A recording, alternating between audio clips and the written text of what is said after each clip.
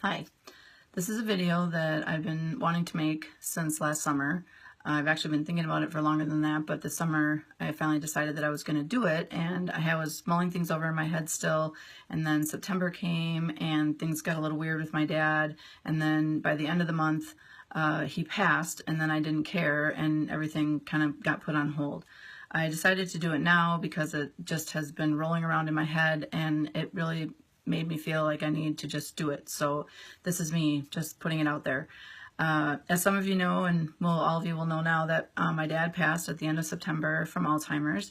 And after having conversations with my mom about it and other people in general, it began to become very clear that people had no idea what Alzheimer's involved. They had no idea what the situations were. They had no idea what the symptoms were. They had no idea what the progressions were. They just were going based on little clips of, stuff they read online or in TV shows or whatever. And so I feel like there's a great disservice being done out there to the patients who become ill with Alzheimer's. And so I feel like if we can get more information out there, the better. So I believe in teaching, and I believe knowledge is power. So this is me trying to expand the power. I would like to start by saying that I'm not a scientist, clearly. I cannot speak to the medical situation of Alzheimer's. I can just say that I had some experience with my dad, and I'm sharing what happened with that and any other anecdotal stuff I can think of, so from other people or whatever, but it's just to get some information out there so people are more aware of what it's really about. The first thing is that I think that the diagnosis of Alzheimer's is very tricky because it's really based on ruling out all sorts of other things. And then there's always the parallel illnesses of dementia and senility and those kinds of things that come with it. But once you are diagnosed with Alzheimer's, you don't hear from a doctor that you have Alzheimer's and then you go home and you suddenly forget everything. That's not how it works. It's a process. You start at point A, and it's not a linear line by any stretch from point A to point Z. There's a whole bunch of different points in there, and they're points not even on the alphabet line. So you're bing, bing, binging all over the place until eventually you succumb to the disease. I also believe that one of the best things that somebody told me was that once you've met one person with Alzheimer's, you've met one person with Alzheimer's. And I had heard that before, that expression before, about kids with autism that have been diagnosed with autism, and it's exactly the same thing. Every single person with Alzheimer's does not have the same symptoms. They do not carry the same physical reaction. It's different across the board. And so I think the more we learn about it, the more prepared we can be if a loved one has it, or we can be more understanding when someone we know or someone we love has it in the family. So first of all, it can be long-term or it can be short-term. My dad happened to have it for a very long time. He actually carried the disease for 20 years. His mother had it, and so he was aware that it was coming, and so maybe he was a little bit more aware of the early symptoms than most people would be, but that's an extraordinary amount of time for someone to have that disease. Many of the people that I know whose family members have had it, it was a 2 to 3 year ordeal, and then they were gone. So I don't know what the average is. Again, no idea. But for my dad, it was a very, very long time, and I don't know why it lasted that long. He was able to plateau for many years on a certain level and then continually would go down or whatever. But that doesn't always happen. So anyway, the way it started with my dad was that in the beginning, it was just little things. He was still working when he started to notice it. And again, this is conversation based on, or the information is based on conversations that I had with my dad after the fact. So at the time, we didn't even know. He was sharing this later, that he felt like he wasn't at the top of his game. He was forgetting things in meetings that he shouldn't. He would be driving and he would suddenly become disoriented in a very familiar setting, things like that. And then eventually he became aware that this is really what was going on. I believe that he retired when he did because he knew that if he continued to work, he would show deficits at work, and he didn't want to harm his job or the company that he was with, so he chose not to do that. But anyway, things like just familiar routes become messed up and things like that. After the initial symptoms are there, bigger things start to show flags, things like current events. So my dad was an avid newspaper reader. He had 3 different newspapers that he read all the time, cover to cover, and that information would no longer stick in his brain. So discussion of current events, not easily happening. I would come home, I would go over and say, hey, did you hear about this? And he would be like, no, I don't have any idea what you're talking about. And there was a newspaper sitting on his chair that he had just read, that morning or whatever. So the first thing that happens with Alzheimer's, or the thing that happens that most people think of, is the memory goes. But in reality, it's the short-term memory. So the long-term memory is there, but the short-term memory goes. So anything you do in that day, that week, that month, it's fresh. So it's gone. It doesn't move into the long-term memory until repeated use or enough time goes by that they're aware of. So the unfortunate thing about Alzheimer's is that it is so slow-moving for most people at the beginning. So the person is able to create coping mechanisms for it. So for instance, I was with my dad several times when we would run into someone who was an old friend of the family or of me or whatever, and he would greet them and he would be like, hey, how's it going? Whatever, blah, blah, like all normal. But what was happening was he wasn't using their name. And so, but the person wouldn't catch that. So they'd be like, oh, hey, Mr. King, well, whatever. Well, then I would talk to that person later and they'd be like, oh, your dad seems really great, blah, blah, blah. What they didn't know was 2 seconds after we walked away, my dad would lean over to me and go, okay, I know I'm supposed to know that person, but can't place them. No idea, blah, blah, whatever. So then I had to, kind of point out, oh, okay, that was so-and-so, and this is, you did a great job, it's fine, whatever. And so they start to get these cues. And so when you talk about what season is it? Well, they look out the window, and then they can tell by the trees what season it is, or different clues in the neighborhood. If you're driving through a car, do you remember where you are or whatever? And then it's like, oh, I look around and maybe something seems familiar or whatever. The interesting thing is that time is a conceptual idea anyway. And most of what we determine as a time is based on what information we're getting from around us. So what time is it? We'll look at the sky. Or what season is it? Look at the environment. Or what day of the week is it? Look at the calendar. Well, they lose the ability to look at the calendar, check outside, or check, whatever. So that disappears pretty quickly in the beginning. And then everything kind of becomes this, inconsequential existence of time. So they're kind of living outside of time. My dad used to joke about it in the beginning and say, I'm retired, I don't need to know what time it is. But in reality, he didn't know it was Wednesday because he couldn't remember what day of the week it is. He would just always say, well, I just need to worry about if it's Sunday or not. But he could get up on Sunday, go to church, and come home and still not remember that it's Sunday. So again, that's just a coping mechanism that many of them instinctively get, when you're trying to cope with that whole situation, and then you're compensating when people are asking you questions all the time. So that kind of kicks in. The other thing that I noticed right away with him was that the stories, every family has stories, and usually it's the same stories over and over again. Because they're good stories usually, right? And so then you hear the same stories. Oh, you're telling that story again. And I loved listening to my dad tell stories. He was an amazing storyteller, and he would tell a story, and then I learned the details of the story, right? So I'm anticipating, okay, here comes a part like this or whatever. Well, as the disease progresses, the details start to diminish. And so first the names are lost, and then maybe the detail of where it took place is gone, or things like that. And eventually they kind of get halfway through the story, and then they know they can't tell the rest of the story. So they just kind of fade off and just like, oh, well, whatever, And then what's fascinating is eventually that story disappears.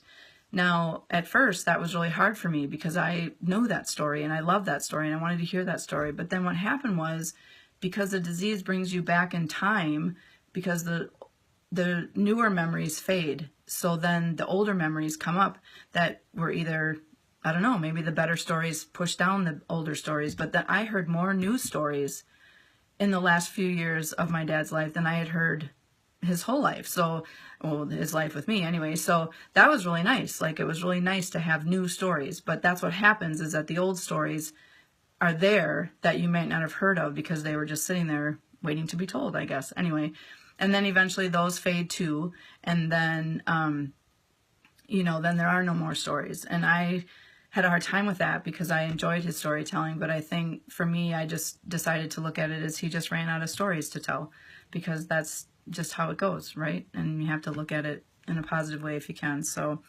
anyway, here's the thing about Alzheimer's, so we can get into the nuts and bolts of it. The brain has nerve cells, and then the nerve cells have connectors. I think they're called synapses or something like that. Yeah, I'm not a scientist again. But what I'm able to talk to my brain and say, I want to move my hands like this to show synapses in the brain. And then they fire messages and they let my hands do what I want them to do. When you have Alzheimer's, plaque builds up on the connectors between the nerve cells that tell my hands what to do from my brain. As the plaque builds up, the less I can do. The information on what I'm doing and how to do it is still in there, okay? So the plaque just prevents it from happening. So eventually the messages are gone. So I'm sitting here telling my hands to go up by my head and show a weird little thing, and they won't do it because the plaque is blocking it. So as that happens, for whatever reason, the long-term and the short-term memory are in different places, and so the plaque builds up with the short-term memories first, and so that disappears first, and then eventually it starts to affect other things. So one of the big misconceptions that we found that people had was that there has to be personality changes, that, oh my goodness, have you had, the extreme case of, oh, is he cursing all the time, and is he lashing out, and blah, blah, and does this happen with your dad, and blah, blah. Well, no. I mean, my dad was a very vivacious person. He was funny, he was sassy, so sassy. And he had that sassiness and funniness and kindness and all of those things until the end. He absolutely certainly did. But what happens is that the changes are evident because everything is suppressed. The Alzheimer's subdues the person. And so he wouldn't laugh as quickly at something, or he wouldn't laugh as loud at something. And sometimes there was agitation and things like that. What I did notice was that most of the time, okay, so later on in the progression of the disease, he did have agitation. He was short-tempered. Anytime that happened, it was when he was uncomfortable. There were too many strangers trying to touch him in the hospital or wherever. He was in the VNA for like 2 or 3 years, I think 3 years, and people coming in and trying to change his bed sheets or put clothes away or whatever. But it was when there was an outside change and he was uncomfortable with it that's when the agitation would come out. And then of course there's confusion because the brain isn't processing the input of everything going on, and so then that scares you as that person, and so you're fearful, and so then you're lashing out, you're trying to protect yourself of, hey, wait a minute, slow down, whatever. And so that's what I saw, and those were not too many days as far as what I've heard from other people, so I'm grateful for that. But it's different for every single person. The duration, the severity of it, like all of that is just different for every person. So you just have to kind of take it in as it comes and deal with it the best that you can. I'm following my notes. So what I do know though is that the core of who my dad was, the person who made jokes, the kind, loving person, that remained until the very end. The timeline is that the person who they are begins to fade. And so you'll notice things that make us who we are, like our little habits, our little personal idiosyncrasies, they start to fade. So one of the things that I hadn't thought about until after the fact, after he passed, was we were talking about all the funny things about my dad and blah, blah, blah.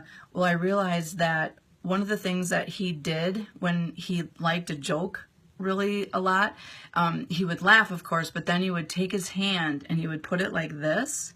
I don't know if you can see this, and then this finger he would whap it really super hard, and then this finger would slap on top of his hand, and he would just sit there and go, ah, ha, ha, ha, like totally laugh hysterically. But he always had the snap going. And I realized afterwards that it was like, wow, I can't even remember when the last time was I saw him do that finger snap thing. And that was part of who he was as long as we can remember. And so I don't know where it started from. And now I feel bad because I didn't ask him. I could ask my mom. She'd probably know. But like, he just always did that. And I miss that and I feel bad that I missed it after. But, you know, that's one of those things where his personality, that was part of his personality, and then it was gone. So little pieces like that seem to fade away. And then, you know, of course, then the person who they were is just eventually is gone, right? And they're not there anymore. Okay, so a lot of times people had asked about the silver alerts. Did your dad ever wander? Did he ever run away? Da, da, da, da. Because, of course, the silver alerts make the news, right? And so then we always hear about that. My dad was not a wanderer. He lived in an apartment with my mom before he went into the VNA, and I think maybe he wandered out of the apartment once, maybe twice, and they found him in the building because it was a big building, and so he didn't get out. Although I have a friend whose in-law has Alzheimer's, and the police department knew his name, first name, because they were constantly going out to find him. So it just kind of depends on the person. The scary thing about it is it's very unpredictable. So it's hard to know whether the person that you love is going to be a wanderer or not. But it also speaks to why you need to be very vigilant about it when they get to that point, because it's very, very scary. Because of course with the weather here, you know, you can die from wandering off in the cold. So again, that's something that just varies from person to person, and it's kind of hard to know how that's going to go for them. But pay attention to it if it does happen, because it's really something. It's hard to be on top of that. So so as the fog gets thicker within the person, it seems to get crazier for the disease. So it's a really crazy roller coaster. What happens is, so here's a normal, typical person, right? And then they get Alzheimer's, and after time, then their normal comes down here. The process of Alzheimer's is just a falling of normals. You're going to new normal to new normal to new normal. The new normals come when there's a shift in the disease. Okay, so you might spend months at this normal, or days, or years. With my dad, years. And then all of a sudden something will happen and there'll be a drop. And you'll go in one day and he'll wake up or whatever, and he'll be a little bit less than what he was the day before. Something else that causes a shift is a cold or an illness, especially when they get into the later stages. If you get a cold, for whatever reason, I guess because your body's busy fighting the cold or whatever, it drops you down. But then when the cold is gone, or the flu is gone, or whatever illness it is, you might come right back up, and then you're good. But the longer you have the disease, the less likely you are to go back up. And so then you have a cold and you drop down. And then the cold goes away, and maybe you just go up a little bit more. And then that's your new normal. This is your new normal. So the whole process is just different levels of new normals. And then there you are, having to, you know, deal with that new normal every time you visit or whatever. So I think that also varies from person to person, depends on their physical well-being when they start with the disease. It depends on, obviously, extenuating medical circumstances and things like that, how healthy they are. But the shifting from normal to normal, that's all typical. It happens with every person. It just happens in different levels, different jumps, things like that. So that's all, it varies that way. Okay, so the next thing is that the cycle of Alzheimer's is based all on short-term memory versus long-term memory. But it's not that the person forgets, okay? We use the word forget because when we ask them a question, they don't know the answer. We go, oh, they forgot. No, the reality is the information is blocked. I wish there was a different way to say it, but there isn't. So we just say they forgot. But you basically start as a regular, typical adult, and then you progress through the disease. And because it goes short-term memory to long-term memory, think about what your long-term memories are when you're little. So you're literally reversing your age backwards in your memory bank. And it is incredible to witness. It's crazy, horrifying, terrifying, but also fascinating. Because here's a person who, like in my circumstance, I knew my dad as my dad. As an adult, right? He's the one who took care of me, blah, blah, blah, and then he grew as I grew, and he was always the older person. As the disease progressed, I got to witness who my dad, little tiny glimpses in very small moments of who he was as a younger person. So, you know, in his 20s, in his 30s. And then, oh, now he's acting like he's a teenager, literally. And then, oh, now we're at the end and yep, he's a toddler, literally. So I think when someone is diagnosed with Alzheimer's, you have to prepare yourself for that journey, that is where it's going to go. Of course, like I said, some people it's going to go really fast and other people it's going to go really slow, and we don't know why it does that. That is the evilness of Alzheimer's, right? Is that it can walk into one person and it can take forever, and then it can walk into another person and it'll just eat them up in 3 years, in 2 years. I mean, it's remarkable. But again, I don't know why that happens for some people, but it does, and it's terrible. So I guess you just go with what you get and you just got to cope, right? So basically, so anyway, so you go through that time span, and they don't have, I think one of the hardest things for people to understand is that they don't, it's not that they don't remember. So like if you say, you know, oh, well, and that's the other thing too, is people ask them questions. Oh, do you remember when, to see where they are? The answer is no. They don't remember, okay? They aren't going to be able to remember. You have to let them come to the information of where they are. So you can't say, you know, oh, we're going to go to the store today, or we're going to go see Aunt Mary today. And then you get in the car and they go, where are we going? And then you're like, I just told you where we're going. They don't know, because whatever you told them went in and it went out and it's gone. They don't have any idea. So you have to just be patient and just say, you know, okay, we're going to Aunt Mary's. Because why is it a problem for you to say it again? I just never understood the agitation. They're just asking a question because they don't know, and they're scared because they're in a car and they don't know where they're going. So the blessing of the span of time with my dad was that he and my mom knew each other when they were little, like elementary school, middle school. So he actually never really forgot my mom, which I'm so grateful for. He did have a couple days, you know, at the end, the very end, where she would come in and he wasn't quite sure who she was, but he knew that she was someone that he should know, and he, you know, reacted accordingly. But that was only because their history went back far enough that it's still there.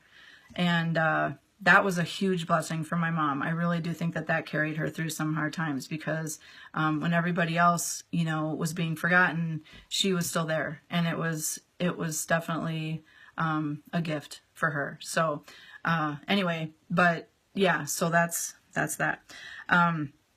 Okay, in the last stages, what happens is that the brain, it simply loses all that it needs to function. Okay, so for instance, in the end, I would, like in the last 6 months, and the other thing is, my dad was ambulatory right up until the end. He shuffled, which is a symptom of it too, but he was able to walk around until the very end, and so that was unusual also. Most of the people end up in a wheelchair of some kind, so he did not have that, and so anyway, so we would be in a room, and like at the end of the hall, they had a visiting room. There's only chairs in there and a door, and so spatial awareness disappears. In other words, you say to someone, I would say to my dad, hey, let's get up and go out the door. And he would stand up, and then he would go in the other direction from the door. Because the concept spatially of the rectangle in the wall being a door that you can walk through, gone. He had no idea. So we could sit there and go, oh my God, how could you not know what a door is? Oh my gosh, what? No. Or you could very politely and respectfully walk over, put your hand under his elbow and say, hey, let's walk this way. Walk with me. Let's go through here, and take him out the door. That's how it works, because they don't know. They're not doing it on purpose. If they could walk through the door, hello, they would, but they can't. So you have to help them. Anyway, so that's one thing that disappears. And then the other thing is, there's instinctual things that happen at the very end that I share because they're so crazy. Like, I didn't know that this is what would happen. So my dad passed in September, and in May, we went and we had a picnic at the V&A. And we're sitting at the table, and he's got a plate of food, and there's a fork and a spoon on either side of his plate. So I picked up the spoon because he was looking at the fruit salad or something on his plate. So I handed him a spoon and I said, here, have your spoon, you can eat. And he looked at the spoon and he looked up at me like he thought I had lost my mind. Like I was handing him something from outer space. And I was just like, oh, okay, I guess we're not going to use the spoon. So I put the spoon down and then I looked down and I saw the fork on the other side of the plate. So I handed him the fork and he took the fork and he started eating. For whatever reason, that day, he had lost contact with what spoon was. No more spoons. Now, did I go back the next day to see if he could use a spoon? No, I didn't. I should have. It would have been fascinating to know if that really happened. Maybe it was just that day. He didn't want to use a spoon. I don't know. But that's the kind of thing that I'm talking about, because when do you learn to use a spoon? When you're like 2, right? Gone. Not even, nope, not going to do it. So there's that. And then one of the other interesting things that happened, which I'd never even considered, was we went, and this was right in about the same time, where we went to put it, like we leave, when we go to visit, and we usually tried to do it before mealtime, because then when we left, he wasn't just sitting in the room, he had something to do. So we take him and we have him sit down at the table with the other people for lunch. We walked him out to the table, and then we pull the chair out. And every day before that day, he would sit down in the chair, and then we'd push him into the table and say, okay, see you later, Pop, you know, whatever, blah, blah, blah. That day, we pulled the chair out, and he just stood there. And I was like, here, have a seat. And he's like, didn't do anything. And I said, here, Dad, you need to sit down. Have a seat, sit down. Nothing. Like the words meant nothing. So I'm like, okay, how do you get a person to sit down? So I turned him so his back was towards the chair, and then my mom got behind the chair and we kind of pushed it up to him a little bit. So, you know, when someone hits you in the back of the knees with a chair, you're like, oh, I got to sit down. So we did that, and his knees bent, and he didn't sit. He still did not sit. He sat with his knees bent, still standing with his knees bent, still didn't sit down. I had to literally go around in front and push his hips down so he could sit down. The idea of sitting, gone. It was crazy weird. And it's because you have this reality check, right? Of like, wow, how can you forget that? Or how does that get blocked? But it did. It's just gone. It was crazy. Anyway, so the last thing then, of course, now is that feeds into the ugly part, right? Of yes, they forget to shower. Yes, they forget how to use a bathroom. And I got so panicky about the bathroom part, I like pulled a nurse aside and I was like, excuse me, is this typical? Because wow. And she laughed and she's like, yes, ma'am, it's completely typical. Everyone goes through this. It's, you know, whatever. But it's crazy because again, when do you learn to go to the bathroom? Like when you're 4. So, and what I learned though, it was less about, oh, I need to go to the bathroom, and more about your brain no longer receives the signal that you have to go to the bathroom. Okay, so for a long time, he would still receive the signal, but it would be really late. So if he had to go to the bathroom, it's like, oh no, your bladder's full and you got to make it to the toilet or you're going to have a problem. And at the end, then of course, the signal doesn't get there. So it's, yeah, it's crazy.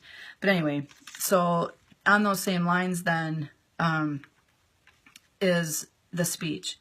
So we were very fortunate. I can't even express how fortunate we were that my dad was able to communicate with us in some way, probably up until August for the most part. Even past August, but what happens is you basically go from hours of talking, right? Hours and hours, and you have conversations with people. And then you go to minutes of talking, and then they get tired of talking or they fall asleep or whatever. And then the sentences go to words, and then the words go to sounds. And then as they're moving into just sounds, then the hand movements pick up. And then eventually there are no sounds. And it's just a lot of, you know, nodding and really not much. They're just kind of, there's a fog. And you can tell it's like, I don't know if you've ever had encounters with someone who's really super drunk or really super just drugged out, like if they're in an operation or something and they have that, you know, anesthesia. The human connection is in the eyes. So when you have a conversation with someone, you look in their eyes and you can tell they're engaged, right? They're taking in the information, it's being processed, they're hearing you, and then they have something to say after. a person with Alzheimer's loses that entirely. And so there's this fog where you're looking in and you might as well be looking right through because there's nothing. It's horrible. It's scary. It's sad. It's horrible. But that's what happens. And so you just have to kind of work with what you got. And for, luckily, like I said, we had communication up until probably the last couple months. So I feel very fortunate about that because there was a way to get into his brain and let him know that we were there and that kind of thing. So, anyway, so the last thing, so that's basically what the disease is in a nutshell. Okay. But now I want you to know that there are ways to cope. Okay. So I'm just going to share what we did that in my mind helped get us through it. Okay. So the first and foremost thing is, and my mom, I know, says this to everybody, is that you have to have a sense of humor about it all because there's so many ridiculous, crazy, insane, silly, horrifying things that happen when someone has Alzheimer's. I'm not kidding. Like, you can't even imagine some of the crap that happened. But if you don't laugh, you will spend whatever amount of time that person has the disease crying your eyes out, and it will eat you up spiritually. It will eat you up emotionally. You will die with them.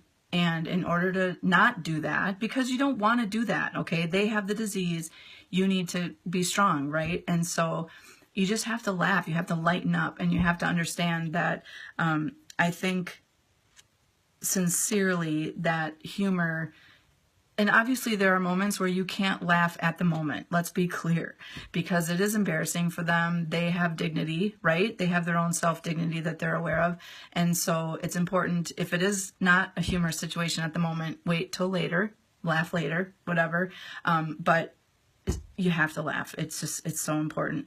The second thing is that it's important to use music whenever you can. I don't know why this is true, but everything I have read, and we've all seen the video where you put the earphones on, you play the music, and someone who hasn't, interacted with people for months will wake up and be like, oh my gosh, music.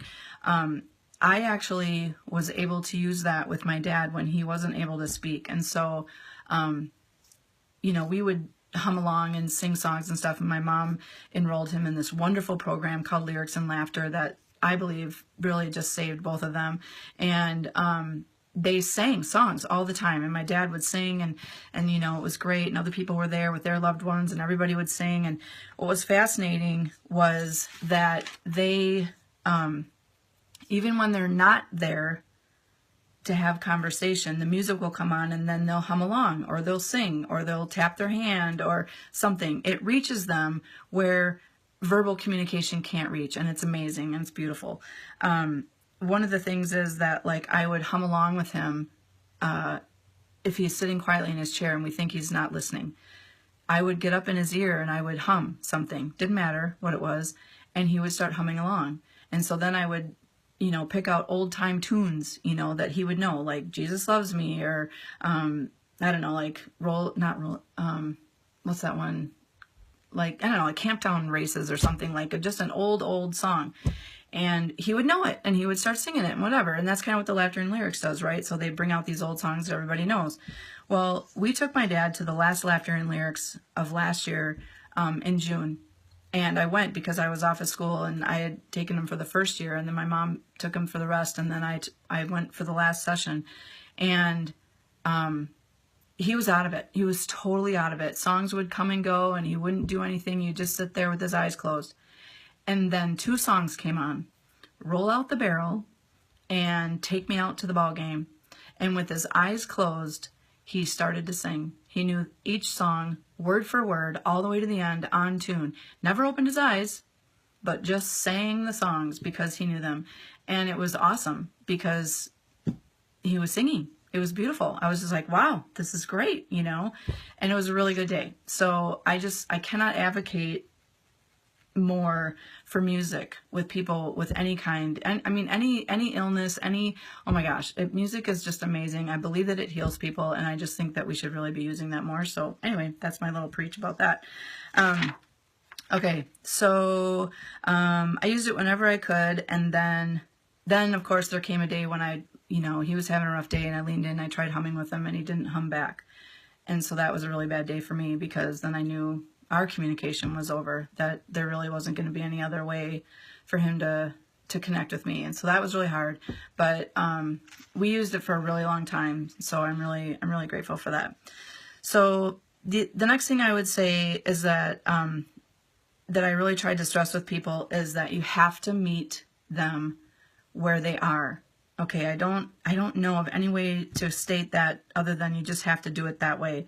You have to understand that whatever they're resisting, like if they're angry or if they're upset or whatever, it's probably based in fear or confusion, right? Because they don't know what's going on. There's not enough receptors to process the information coming in. It's like when they're at a table and there's 4 people there having a conversation around them.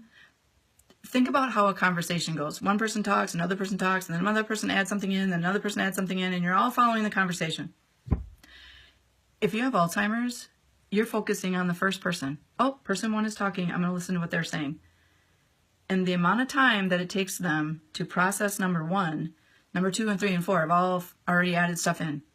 So now they're done listening to number 1, and they turn, and 2, 3, and 4 are already done talking. They're done. So the coping mechanism that I saw with my dad was that he just shut down. He would sit at the table and he would not participate in conversation. And I saw it with other people too. It's too hard.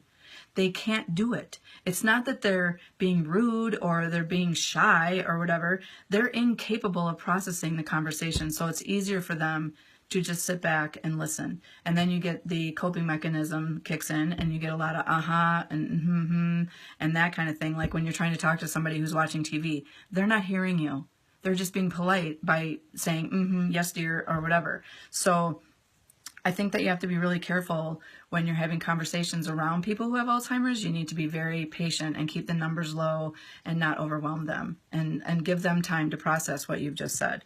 I think for me, one of the hardest things about Alzheimer's, and I'll just be honest about this, was that I was stupid about it. I thought, like most people, I didn't know, right? Even though my grandma had it, she was far away and I didn't spend enough time down there. And so I didn't know what it was like. And I was younger and, I was in college and whatever. But I didn't know that when you have Alzheimer's, especially at the beginning, you're aware you have Alzheimer's. So if somebody says to you, oh, do you know where you are? No, I don't. And I know that I should know. And so there's a lot of frustration, and anger is the right word, but it's not the right word, because it's not really anger. And maybe it will come out in anger for some people. For my dad, it wasn't anger. It was just sadness and frustration that, he should know where we are and things like that. We'd be driving, or we did a lot of driving around town when I was with him during that time, and he wouldn't know where we were.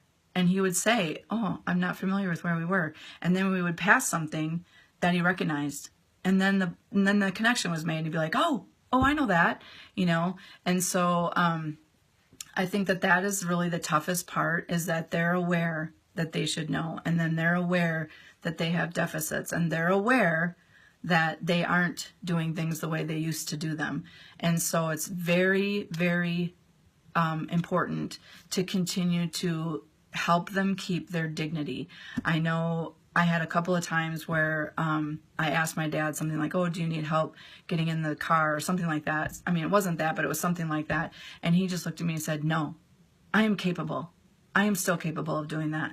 But it was like I had jumped into the caregiver role almost like too early. Like I was not giving him enough credit. So I think the belief is that you have to continue to maintain their independence to the highest level that they are capable, and the highest level that they will allow. Because sometimes they might not be capable, but they are not going to allow you to take that independence away. And so if their safety is not involved, you might need to give them more time. You might need to change your schedule. You might, you have to adapt. The whole thing is about adaptability, right? Meeting them. figuring out what can they do, what can they not do, and then changing things according to that. It is a continual just roller coaster of changes. I mean, that's why it's so hard for people, I think, because it is changing all the time. Every day is different. It's never the same. And it's hard. It's really hard. So anyway, let's see. In the end, we all know, oh wait, one more thing. Oh yeah, okay.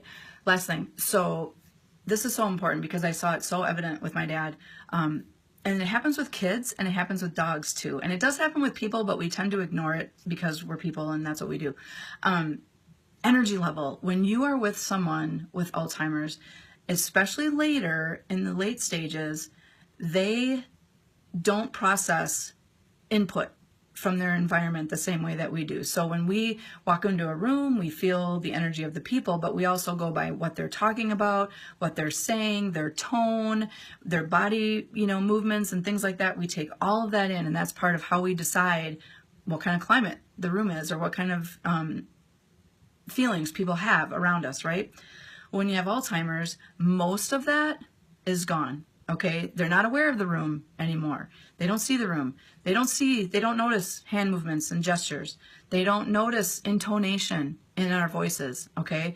They live right here. They live from here to here, heart to heart, okay? And so they're feeling the energy from you as a person because we all give off energy every day, every minute. That's all we are is energy, right? And so I was astounded at how obvious it was when someone came into my dad's room and he was in there and they were agitated. Or if they had a go, go, go kind of attitude, he would immediately get tense. Or if we were trying to rush him to do something like you do with a toddler, right? They stiffen up and they're like, no, I'm going to do this myself. Don't rush me. I still do that, by the way. But it was so obvious. He had different nurses that he liked better than other nurses because those nurses that he liked came in and they were calm and they were kind and they were, hey, Jean, how are you today? And, they'd give a soft touch on the arm and whatever. And they weren't just rushing in and, Mr. King, let me get your temperature or whatever, blood pressure today. I mean, he really made it so, so clear to me that how we interact with these people, and I think any people, and of course, children and animals are perfect examples of it too. And as a teacher, that is a gift that I have been given to know that you can't expect things from kids that are just adult level or whatever. Kids don't care. They don't care. So you have to go in and meet them where they are. Is the kid in a good mood? Boom. You have to be in a good mood. Are they crabby? Oh, then let's deal with that. Let's meet them where they are. You can't go in all, yay, everything's great if the kids just had a really crappy morning or whatever. So it totally holds true for people with Alzheimer's. It's so much more important later in the stages when they do lose their communication. They're feeding off of us. We're feeding off of them. You have to meet them where they are. You have to bring positive, loving energy. And I just think that it really, really affects them in a positive way if you can reciprocate that with them. And know that they're just there. They don't have yesterday. They don't have tomorrow. There's nothing. There's literally nothing. They're just in that moment. That's all they got. So you have to be there in that moment with them because that's all there is. So, all right. That's the end of the disease situation. All right. But in the end, of course, we all know, or most people know, I guess, that the illness steals your loved one, right? They're gone. There is no cure. There's no medicine that prolongs it or anything like that. So one of the best descriptions I heard right at the beginning when my dad got diagnosed was that they rob you of your loved one a quarter inch at a time. That is so true, so accurate. Little tiny pieces are taken every day. Bing, bing, gone, gone. And then eventually, essentially they die twice because you lose them and then you lose them again physically. And yeah, that sucks. So anyway, that's all I'm going to say about that. Okay, scientists say that the plaque buildup is simply just blocking information, okay? They now believe that if you can prevent the buildup, or if you can just take the buildup away, right, that the synapses, whatever, the thing that connects the neurons, that will be clear, and everything that made that person who they are, everything that they know, everything that they've learned, boom, it's still there. That is what the latest scientist research says. So I believe that that information screams for more funding. I am like, you're telling me that you figured out that the plaque builds up, it blocks the information, but if you take the plaque away, all the information is still there. First of all, what? That's crazy that they figured that out. Second of all, okay, what next? Let's keep going. What are we going to do? So you're sitting in your living room and you're saying, well, what? I can't do anything about that. I'm not a scientist. I get that. I know. I have the same problem. If you can donate, if you can give some money to a friend who's doing a walk, that was me. Thank you very much. Yeah, that helps. But I think the most important thing we can do is vote. I think that you have to vote for people who believe in science. I think that you have to vote for people who believe in science research. I think that you have to vote for people who believe that it is a worthy cause to put money towards funding research for diseases that are going to kill more people in the United States than, oh my gosh, anything. It's crazy. So that's my little political stint. Whatever, we need to keep pushing. My dad did not survive, okay? He did not survive his battle with Alzheimer's. But he won the war in the end when his body said, enough, I'm done. His soul was finally released, and now he is eternally peaceful. I hope this helps. Almost had it. I was so close. I hope this video helps somebody in some small way. I hope that it makes you feel better. If you're struggling with this with a loved one, I hope that it gives you some knowledge if you don't know anything about it. And I want to thank you for indulging me, and know that life goes on. Peace.